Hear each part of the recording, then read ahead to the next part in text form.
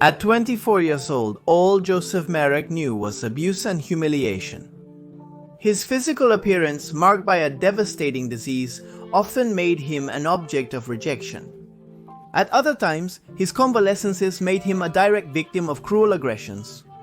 Nothing seemed encouraging in his outlook.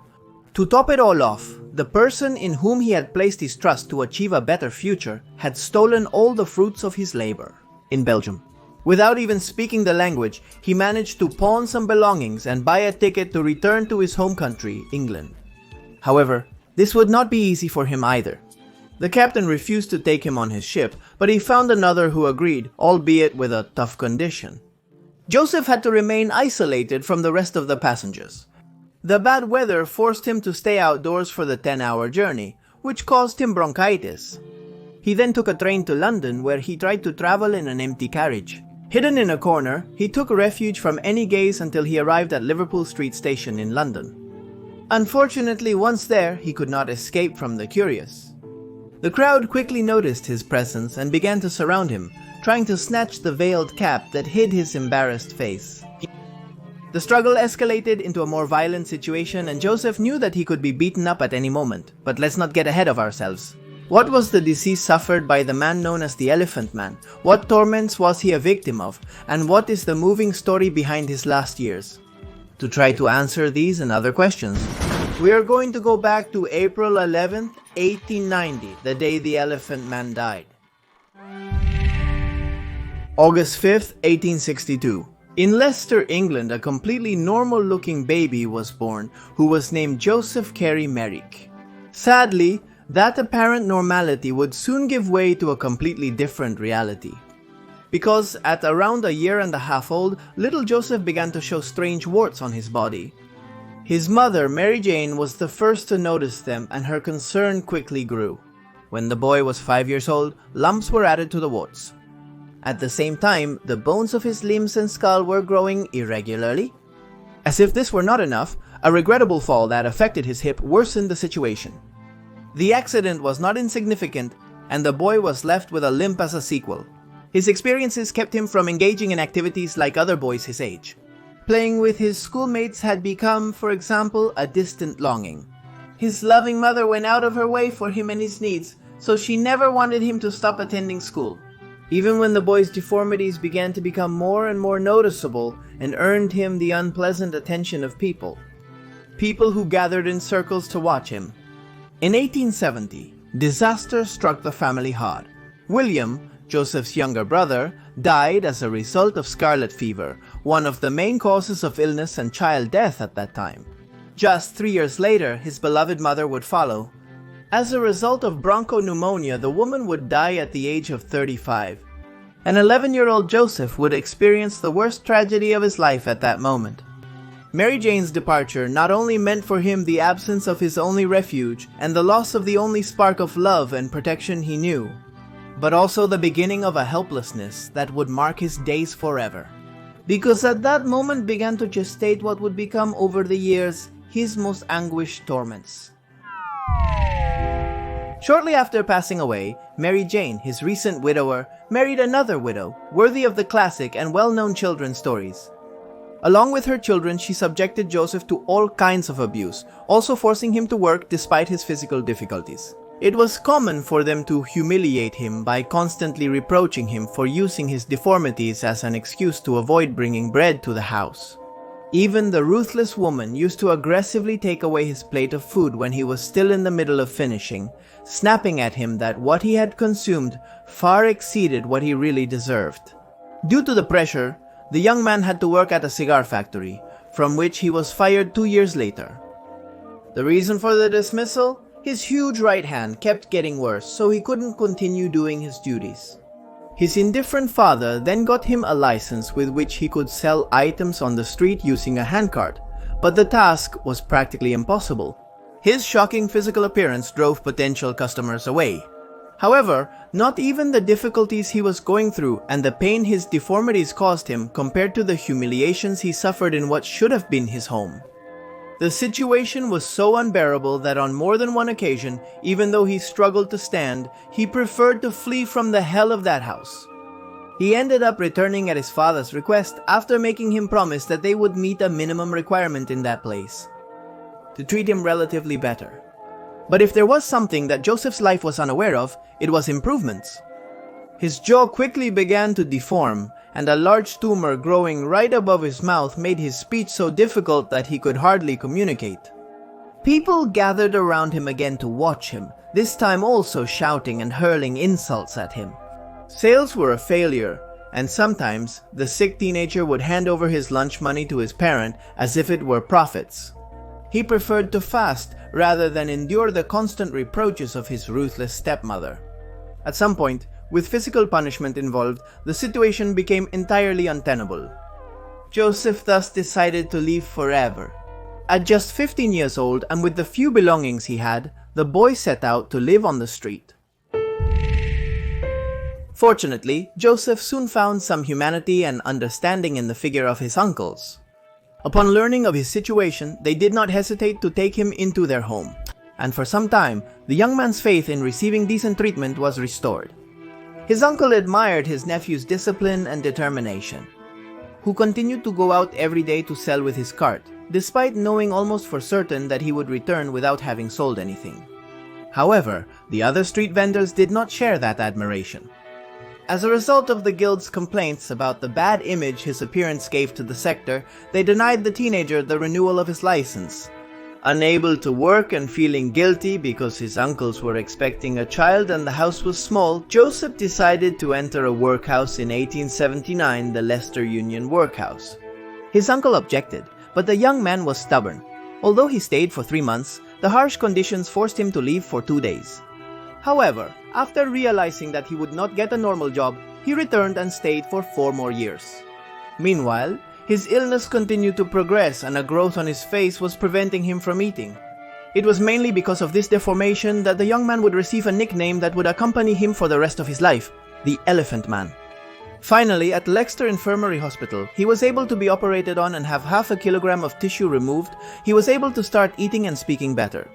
During his recovery, his determination to not return to the warehouse grew. He would look for a new way to make a living, but where and how? The young man saw traveling fairs as his only option. Upon learning from a newspaper about the presence of fair promoter Sam Thor in his city, he did not hesitate to write to him. When Thor saw him, he knew it would be a success and immediately incorporated him into his show, which included his participation. Simple but terrible. On a stage with scant clothing, Joseph exposed himself to the public, showing his strange body, to the astonishment and morbid curiosity of the attendees. By August of 1884, the Elephant Man was a fair attraction in England. By the end of that year, he relocated to businessman Tom Norman's curiosity shop situated across from London's Royal Hospital. Joseph was publicly exhibited there for several weeks. For someone used to mistreatment, the treatment Merrick received at the traveling fairs seemed almost a relief. He made friends with several colleagues, and even his boss had a special bed made for him. The poor man couldn't sleep lying down. Like most people, due to the size of his head, he had to do it sitting up to avoid breaking his neck. Later, during one of his performances, the surgeon specializing in strange diseases, Frederick Trips, met him and was deeply impacted by his appearance. Intrigued, he asked for permission to examine him. As a result, he was invited to the esteemed London Hospital School of Medicine. There he was studied for several days and presented to the scientific community, which confirmed the worst of scenarios. His disease was incurable. As if this were not enough, after several visits, the so-called Elephant Man refused to return to the establishment.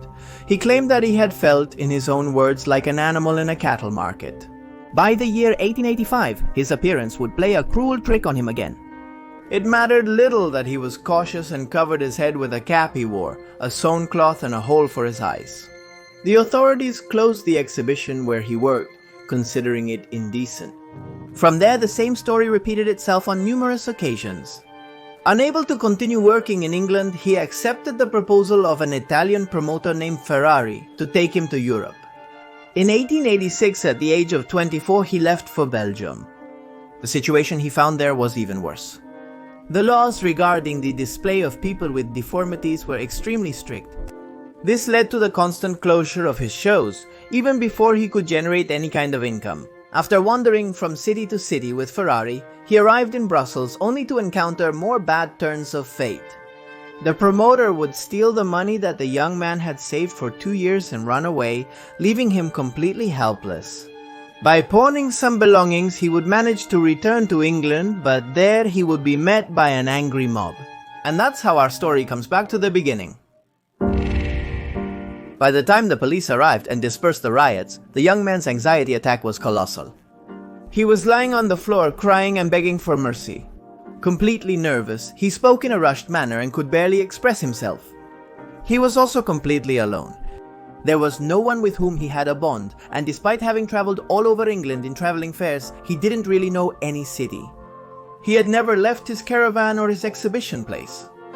The only thing he could do was show a card that he had kept for almost 2 years, that of Dr. Frederick Trips. The doctor picked him up and took him to the Royal London Hospital. Unfortunately, the establishment did not house patients considered incurable, nor was there any asylum that wanted to receive him.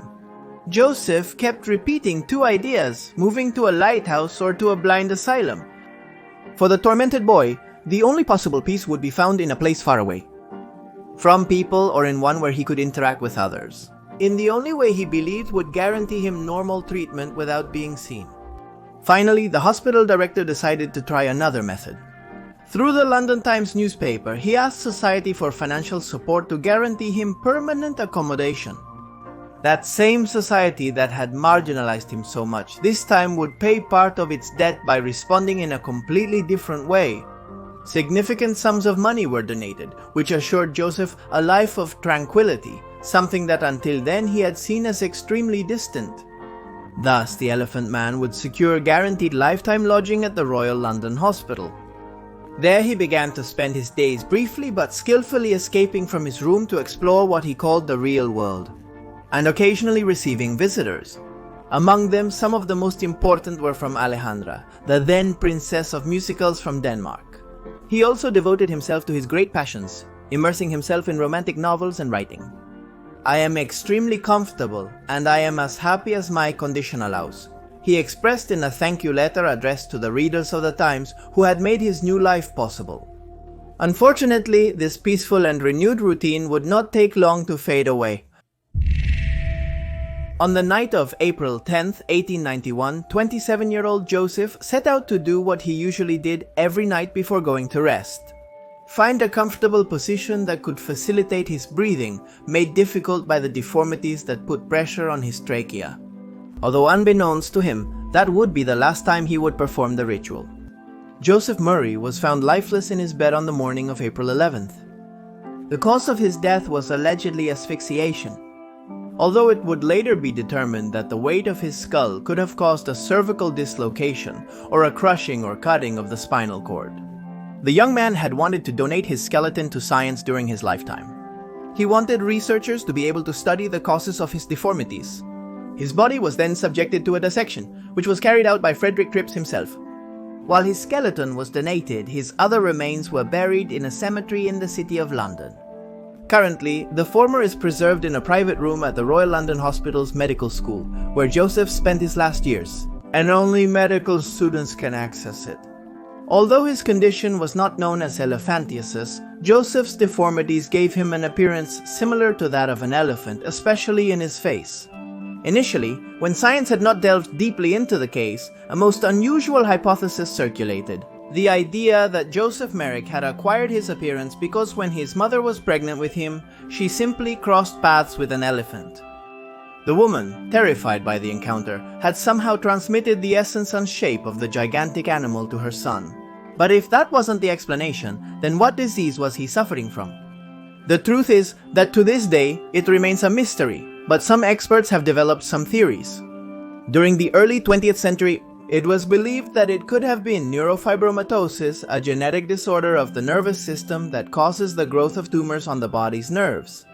This was later ruled out as some of the typical symptoms did not match those found in Merrick's case.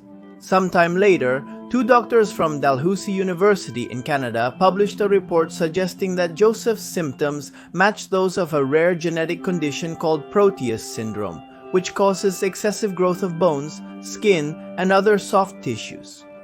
It then began to be believed that the Elephant Man may have suffered from a severe variation of this syndrome. And in fact, this was and continues to be the most accepted theory by the scientific community. Some believe Joseph could have suffered from a combination of both diseases or due to misfortune. One that is totally new and whose case may have been the only one recorded. On one occasion, the young man wrote about his condition and stated, "No one who has not seen me would believe that such a thing could exist." However, what is truly hard to believe is the integrity that the so-called Elephant Man managed to maintain throughout his life, never allowing for a moment for his suffering to corrupt his humanity. An integrity that forever left an invaluable choice. In his years at the Royal London Hospital, Joseph lived experiences that just a few years earlier seemed off limits for someone with his impressive appearance. Among the numerous personalities who visited him in his hospital room, the already mentioned Princess of Wales stood out, who even sent him a Christmas card every year and had even given him a signed photo. A gift he treasured alongside the image of the most important person in his life, his mother. However, she was not alone in enjoying the young man's company. It was said that the renowned Shakespearean actress Madge Kendall used to communicate with him, and that even Queen Victoria of England had dedicated some moments of her time to him from her royal schedule. Another notable companion of Joseph was Leila Maturin, a young widow and Frederick's friend. His encounter with Leila had marked Joseph for the rest of his days. Upon meeting her, the pretty girl sat next to him, gently held his hand, looked into his eyes, and offered him a warm smile. The Elephant Man's reaction was absolutely touching. He began to cry uncontrollably. The reasons? In his own words, she was the first woman in his life who had ever smiled at him. The young man himself said that it was at that precise moment that he stopped seeing himself as a monster and began to recognize himself as a human being. And the truth is that Merrick could not be further from the concept of a monster. All his visitors agreed on one thing. He was extremely sweet, polite, and sensitive, and not only that. He also possessed an expansive vocabulary and remarkable self-expression skills for his background. He knew how to read and write not only correctly but also with a distinguished style. Something that in the strict Victorian society of the late 19th century was reserved for the upper classes.